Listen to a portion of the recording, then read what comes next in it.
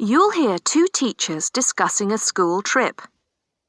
First, you have some time to look at questions 1 to 6.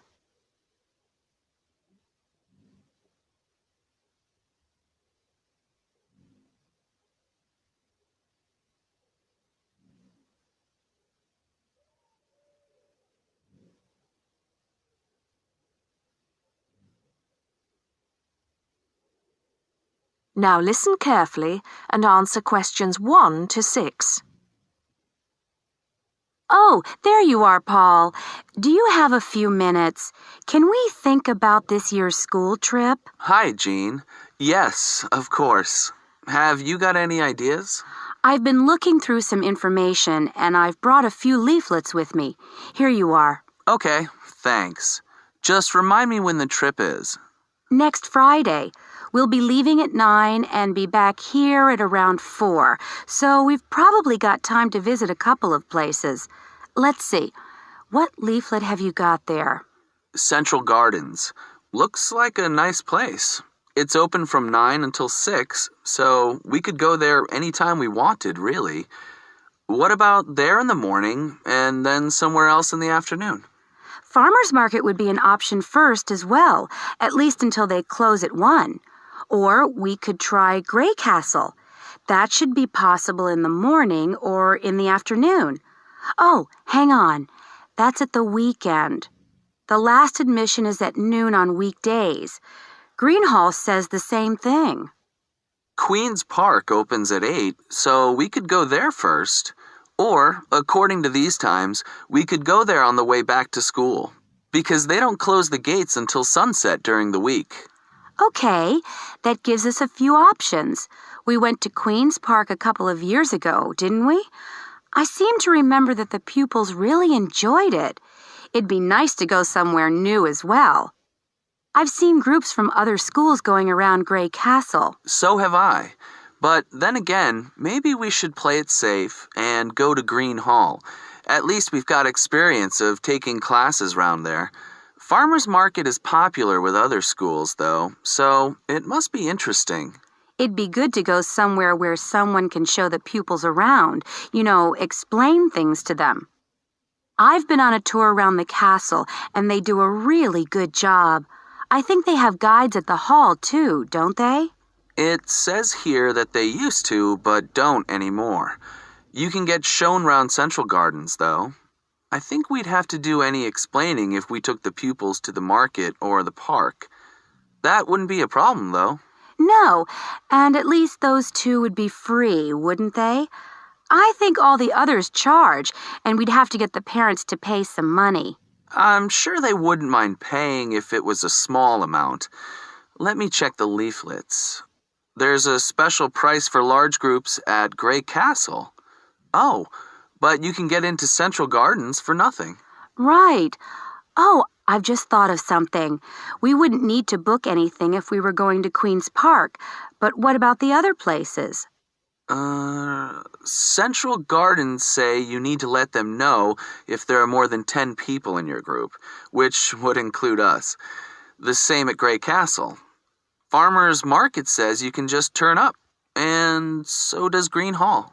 Right. Well, I suggest we take the pupils to Grey Castle for a tour in the morning. How does that sound? Yes, sounds good. We should contact them to book it as soon as possible. In the afternoon, we can do something a bit more relaxed at the park, and we'll have to think about going to Green Hall another year. Shame Farmers Market isn't open, but we can't change the day. So that's a decision then. Now, let's think about what we're going to get the pupils to do. It's a school trip, after all, and we should give them some work to do. Before you hear the rest of the talk, you have some time to look at questions 7 to 10.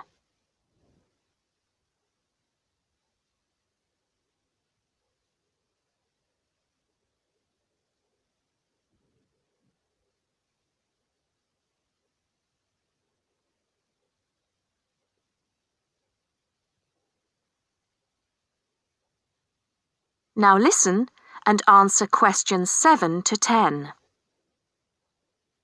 I think they should know something about the place before they go.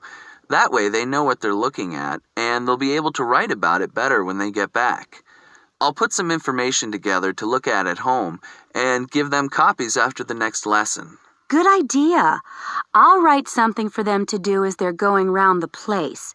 We did a quiz last year, and that worked really well. I'll do the same kind of thing this time. Okay. Now, what about the travel arrangements? How are we getting there? What do you think? I remember one year Mrs. Jackson took her group by bus, and that was a complete nightmare. It's quite a long way, isn't it? We could hire a coach for the day, which is what we usually do, or there's the train. It's rush hour, though, isn't it? So it'll be really crowded. And it'll be more convenient for the rest of the day if we've got our own transport. Yes, we'll do that then. Anything else? Oh, we need to let the parents know what's happening. We could ask the office to call everyone. It would take too long with so many. I know when we send a letter home, there are always a few pupils who lose it, but not all the parents have email yet, so I don't think we have any choice, really. I'll write something and take it to the school office this afternoon. Right. I'll go and tell the pupils the good news.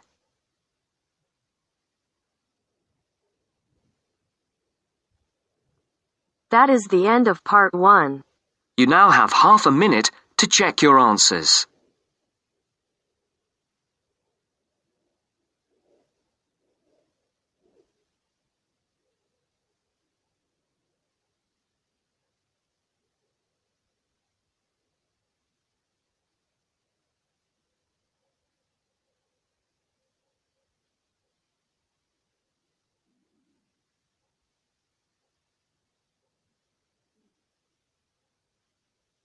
Now turns to part 2. Part 2. You will hear a talk by a wildlife specialist on a type of bird called a kiwi. First, look at questions 11 to 15.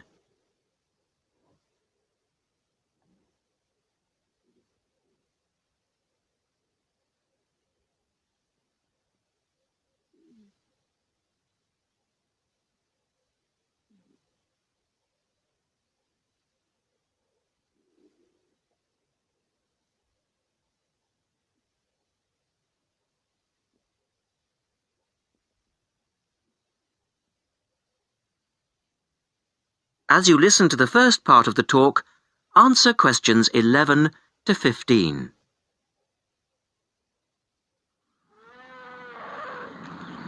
Ladies and gentlemen, welcome to Auckland Zoo on this sunny Sunday afternoon and to our special Kiwi fundraising event. My job is to tell you all about the amazing little Kiwi, and your job, hopefully, is to dig deep in your pockets. Now, for the benefit of our overseas visitors here today, I should explain first of all that the kiwi is the national bird of New Zealand, and sometimes New Zealanders themselves are known as kiwis. Now, while kiwis in the wild are a rare sight, the kiwi as a symbol is far more visible. Apart from being in toy stores and airport shops all over the world, you'll find them on our stamps and coins. The kiwi is the smallest member of the genus Apteryx, which also includes ostriches and emu. It gets its name from its shrill call, which sounds very much like this. Kiwi! Kiwi!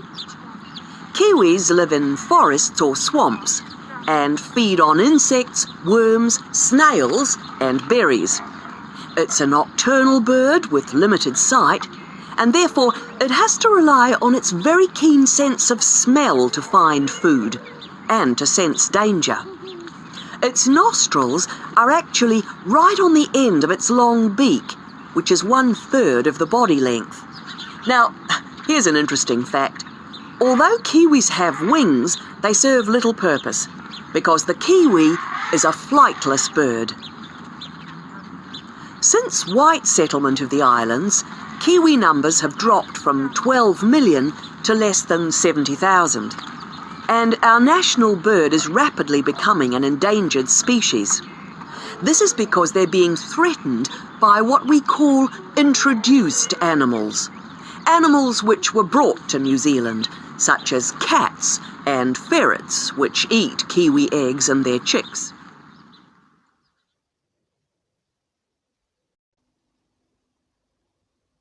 Now look at questions 16 to 20.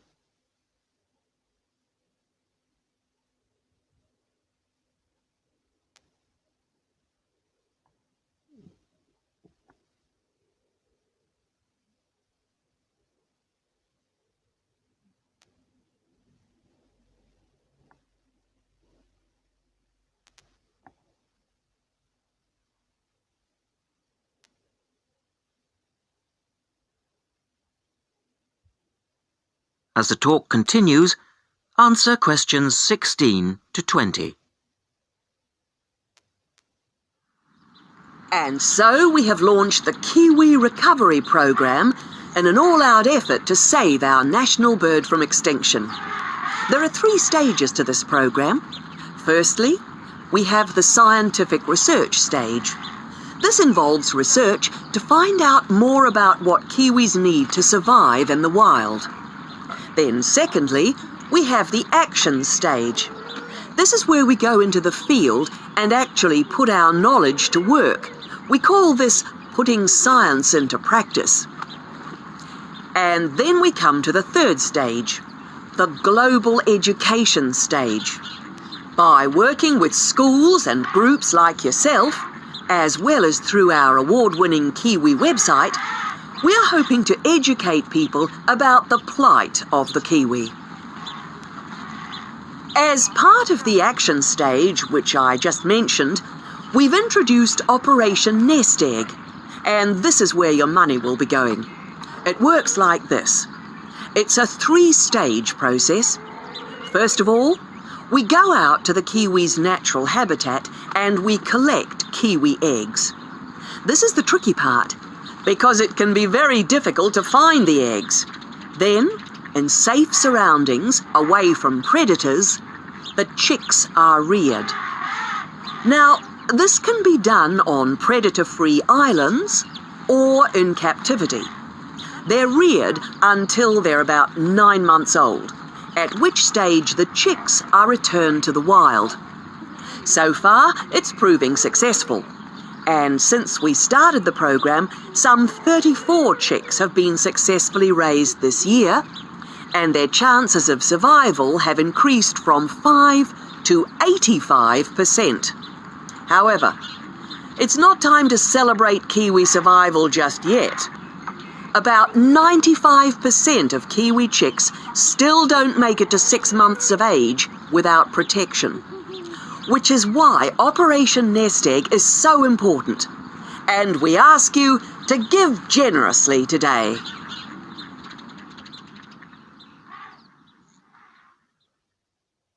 That is the end of part 2. You now have half a minute to check your answers.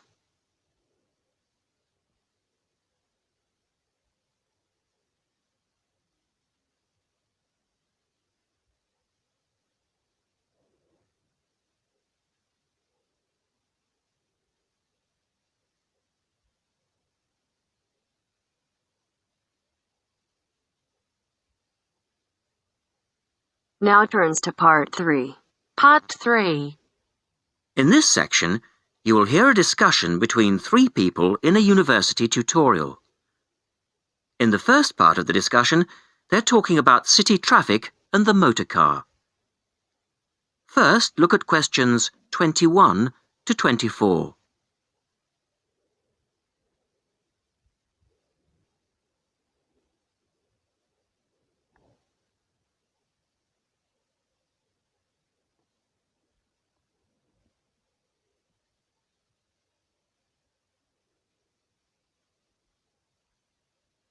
Now listen to the first part of the discussion and answer questions 21 to 24.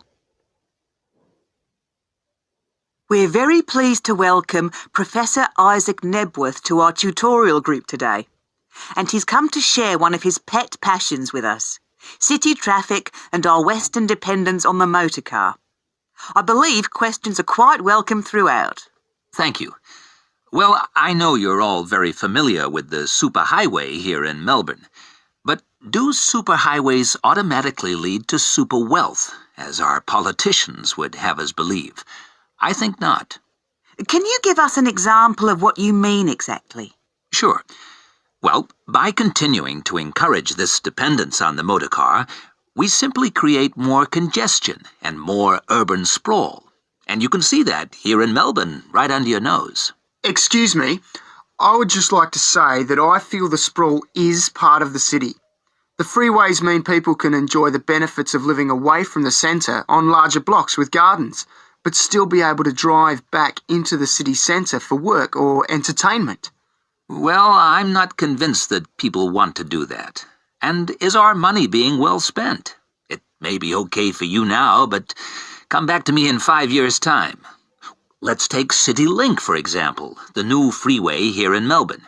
Well, I use the freeway all the time. I think it's great.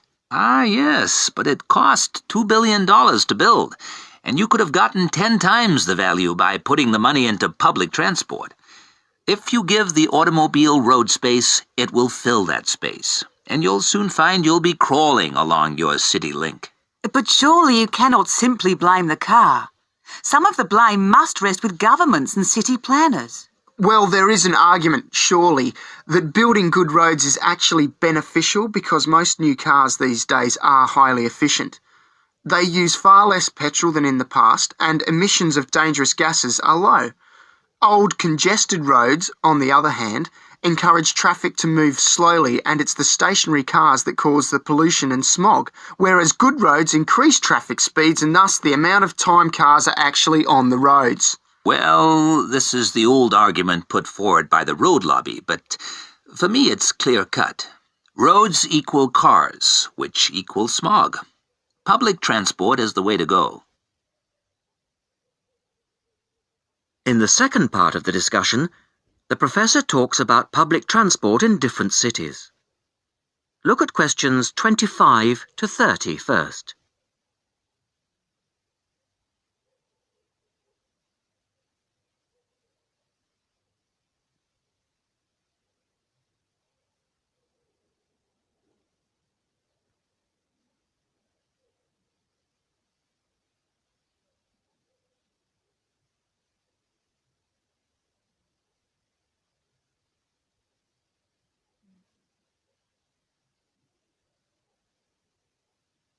As you listen to the discussion, complete the questions about public transport. Now, on that topic of public transport, I read somewhere recently that Australia isn't doing too badly in the challenge to increase the use of public transport. Better than America, granted. But by comparison with Canada, it's not so good. For instance, if you compare Toronto with the U.S. metropolis of Detroit, only 160 kilometers away, in Detroit, only 1% of passenger travel is by public transport, whereas in Toronto it's 24%, which is considerably better than Sydney, which can only boast 16%. Well, I think it's encouraging that our least car-dependent city is actually our largest city. 16% of trips being taken on public transport in Sydney isn't too bad. But it's a long way behind Europe. Take both London and Paris, for instance, where 30% of all trips taken are on public transport. Well, they do both have an excellent underground system. And Frankfurt comes in higher still at 32%. I understand that they've been very successful in Copenhagen at ridding the city of the car. Can you tell us anything about that experiment? Yes, indeed. Copenhagen is a wonderful example of a city that has learned to live without the motor car. Back in the 1960s, they adopted a number of policies designed to draw people back into the city. For instance, they paid musicians and artists to perform in the streets. They also built cycle lanes, and now 30% of the inhabitants of Copenhagen use a bicycle to go to work. Sydney, by comparison, can only boast 1% of the population cycling to work. It could have something to do with all the hills? Then they banned cars from many parts of the city, and every year 3% of the city parking is removed, And by constantly reducing parking, they've created public spaces and clean air. Really? There are also freely available bicycles, which you can hire for practically nothing. And, of course, they have an excellent public transport system. Well, that's all very well for Copenhagen, but I'd just like to say that some cities are just too large for a decent public transport system to work well, particularly in areas with low population. Because if there aren't many people using the service, then they don't schedule enough buses or trains for that route. I accept that there is a vicious circle here, but people do need to support the system. And secondly, the whole process takes so long because usually you have to change. You know, from bus to train, that sort of thing. And that can be quite difficult. Ultimately, it's much easier to jump in your car. And often it turns out to be cheaper. Sure, but cheaper for whom? You or society? We have to work towards the ideal and not give in all the time because things are too difficult. Anyway, let's move on to some of the results of the survey, which I think you'll agree. That is the end of part 3. You now have half a minute to check your answers.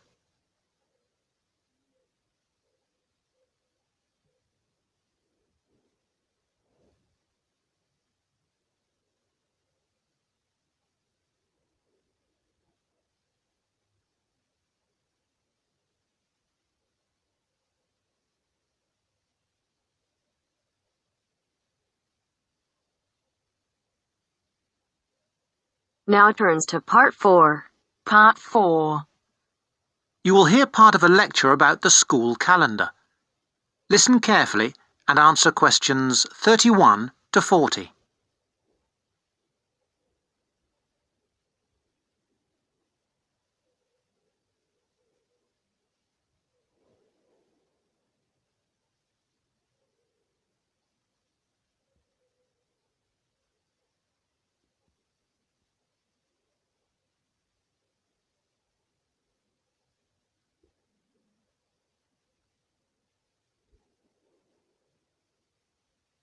So, having seen that the 6-term system has passed the test of cost-effectiveness, we can move on to the educational aspects of this arrangement.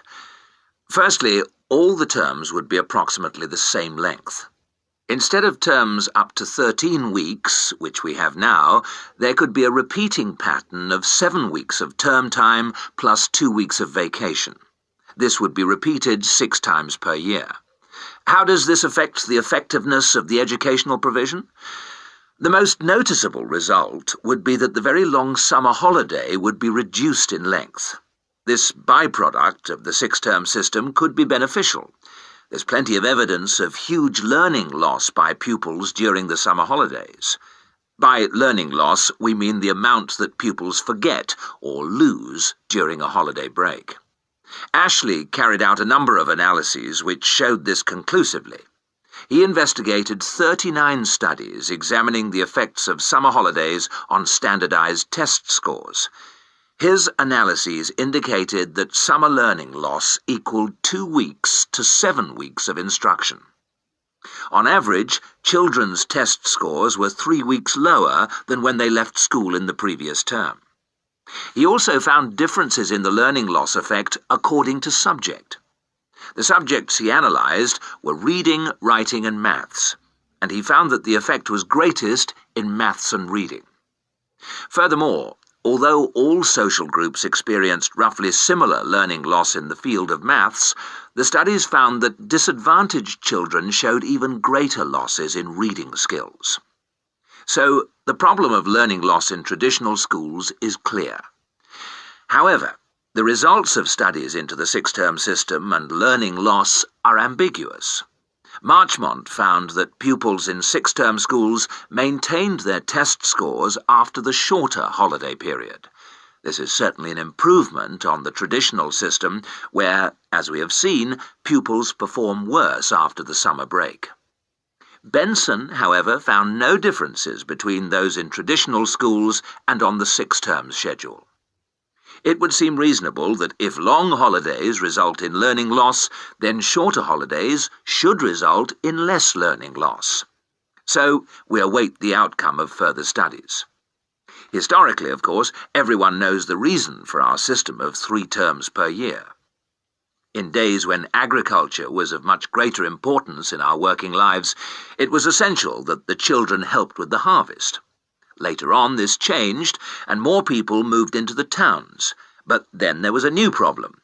Before air conditioning, it was very impractical to try to teach children in the summer months. Nowadays, that's no longer a barrier. One way of providing something different is the summer school. Here, there is a completely different kind of educational provision. Cooper and others investigated 93 summer schools and the results they achieved. They all had a positive effect on learning. Most summer schools, of course, have small classes, and class size was shown to have a positive effect. Additionally, summer school children usually benefit from a great deal of parental support, not least because payment of fees is involved, and this, as so often, was shown to produce very good outcomes. Results were most impressive, in maths in general. That is the end of part 4. You now have half a minute to check your answers.